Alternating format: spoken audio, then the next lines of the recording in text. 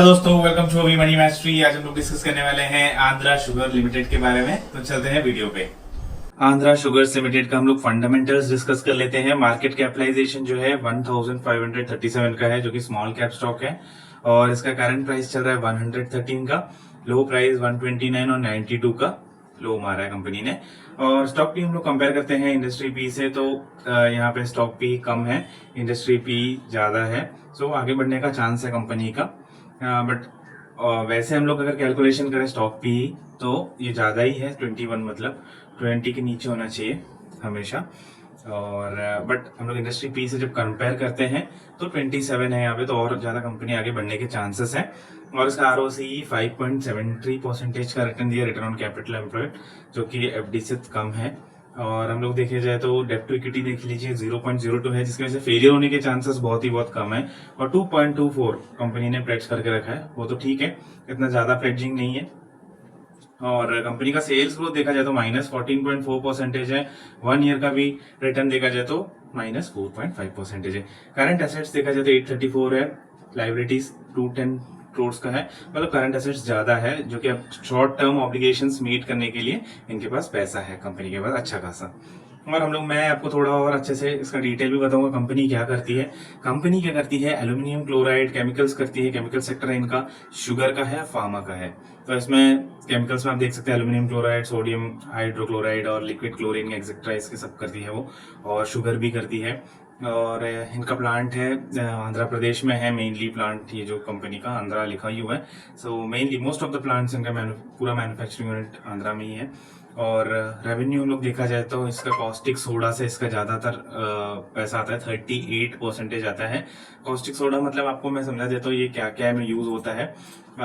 इसमें क्या है कि क्लीनिंग में होता है और वाटर ट्रीटमेंट में यूज होता है, पेपर प्रोडक्शन में यूज होता है, और एल्यूमिनियम प्रोडक्शन और फार्मास्यूटिकल कंपनी फूड प्रोसेसिंग में भी यूज होता है।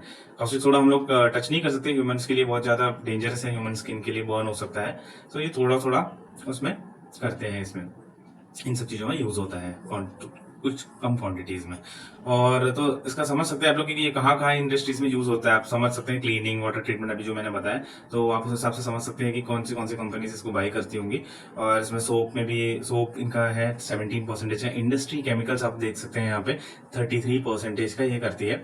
और अदर प्रोडक्ट्स हैं इनका 4% का। और पावर सेक्टर में भी इन्होंने अभी हाथ बटाया है, ये लेस देन 1% का है, बट ठीक है, मतलब 0 पॉइंट समथिंग का होगा।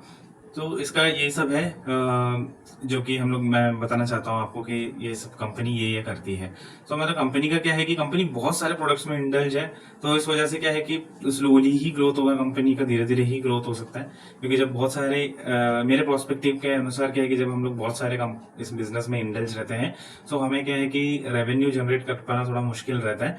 बट इन फ्यूचर बहुत अच्छा स्कोप, और लॉन्ग टर्म में हम लोग देखा जाए तो बहुत अच्छा बेनिफिट रहता है कंपनी के लिए। क्योंकि क्या है कि एक ही हम लोग का प्रोडक्ट होता है, हम लोग उसमें अच्छे से फुल फोकस 100% हम लोग दे सकते हैं। बट जब हम लोग डिफरेंट डिफरेंट सेक्टर्स में होते हैं, उनके एम्प्लॉयज भी है बहुत सारे, बट थोड़ा मुश्किल रहता है, राइट, सारा मैनेज करके जाने का, क्योंकि एक ही कंपनी के नाम पे सब कुछ चल रहा है।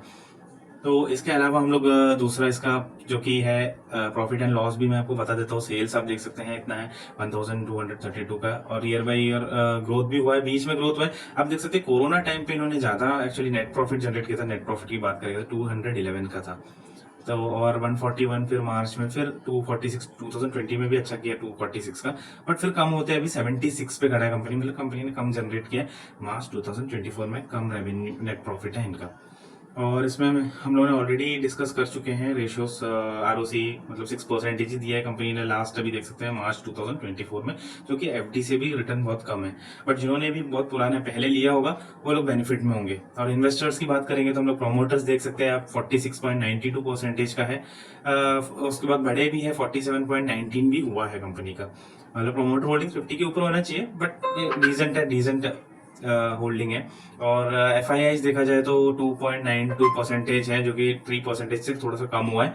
और पब्लिक भी ठीक है, 49% के। डीआईएस कम हो चुके हैं, यहाँ पे नहीं है कोई डीआईएस, डोमेस्टिक इन्वेस्टर्स कम हो चुके हैं। तो मैं इसमें आपको टेक्निकल साइड भी बता देता हूँ। आंध्रा लिमिट्स का आप देख सकते हैं यहाँ पे टेक्निकल साइड में स्टॉक जो है स्टार्ट हुआ था, नीचे भी आया है 4 या 5 पे स्टार्ट हुआ था, बट नीचे आया 2 पे, 2.90 पे भी आया है। और फिर अच्छा खासा रिटर्न दिया, मतलब यहाँ पे आप देख सकते हैं ये जो कि हम लोग का यहाँ पे 51 तक भी स्टॉक आया है। उसके बाद नीचे आया 14 के लेवल को फिर से टच करने के बाद फिर वो एक साइडवेज जैसा ट्रैवल कर रहा था, कंसोलिडेशन कर रहा था। तो उसके बाद उसने अच्छा ब्रेकआउट दिया 33 के पार, अच्छा खासा ब्रेकआउट दिया। 51 पे सेम लेवल पे है, 51 पे यहाँ पे वाला मैंने ड्रॉ किया लाइन, आप देख सकते हैं।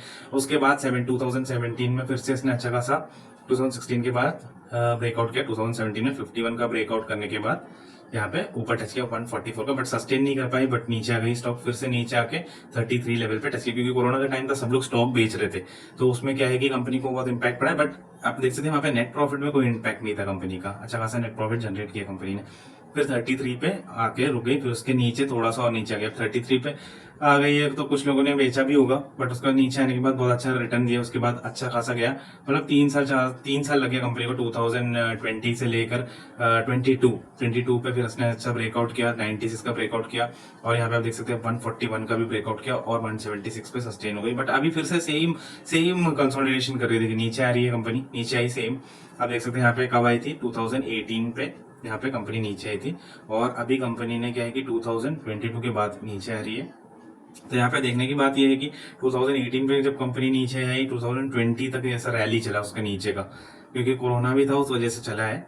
अभी अगर मार्केट में कुछ न्यूज आता है तो और नीचे जा सकता है, बट ऐसा कुछ खास न्यूज नहीं है, तो ऊपर जाने का चांसेस है।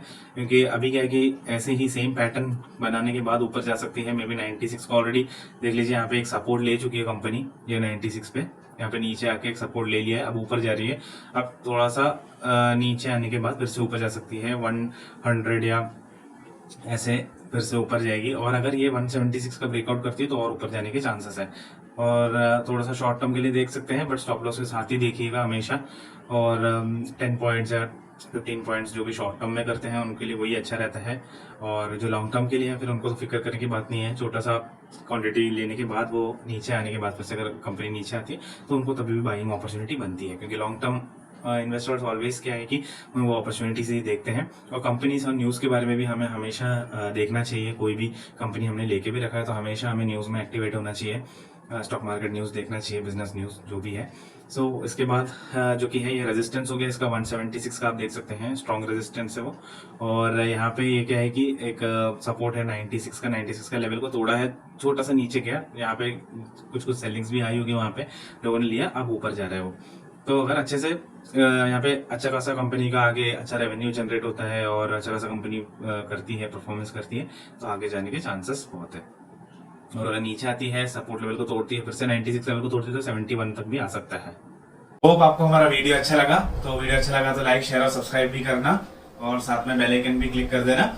ये बायस रिकमेंडेशन नहीं है, जस्ट ये आपके एजुकेशन पर्पस के लिए बताया जा रहा है। Thank you.